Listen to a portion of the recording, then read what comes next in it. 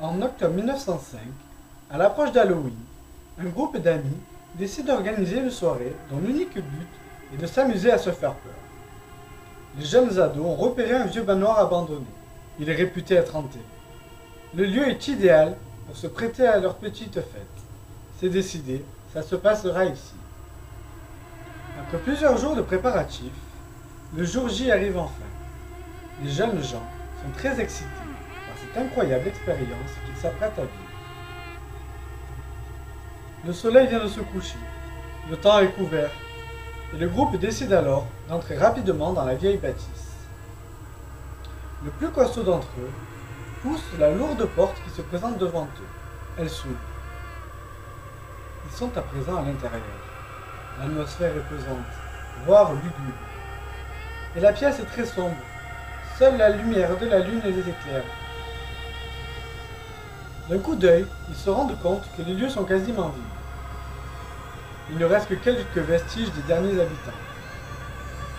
Au centre de la pièce se trouve une vieille table et des chaises. Sur le côté, un canapé recouvert d'un poussiéreux drap blanc. Une grande horloge hors d'usage, et dans le fond, une cheminée qu'ils allument immédiatement pour s'éclairer et se chauffer.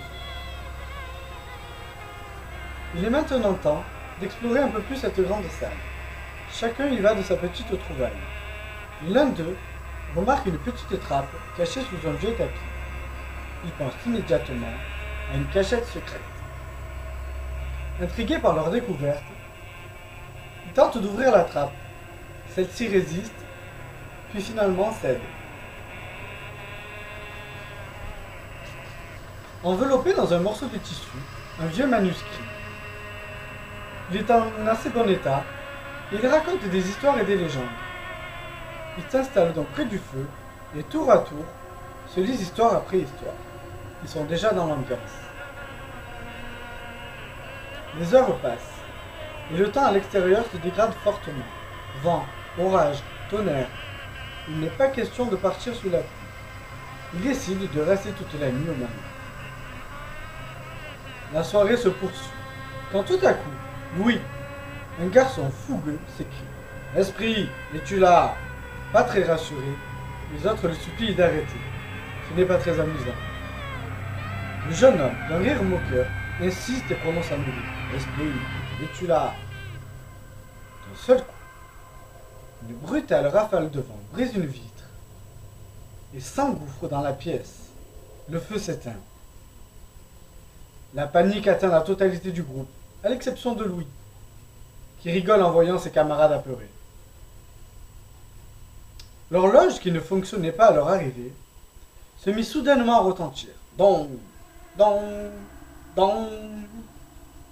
À ce moment-là, ils comprennent que quelque chose d'anormal est en train de se produire. Les éléments se déchaînent dehors. Ils sont pris au piège. Impossible de quitter le manoir. Durant toute la nuit, d'étranges événements vont se produire.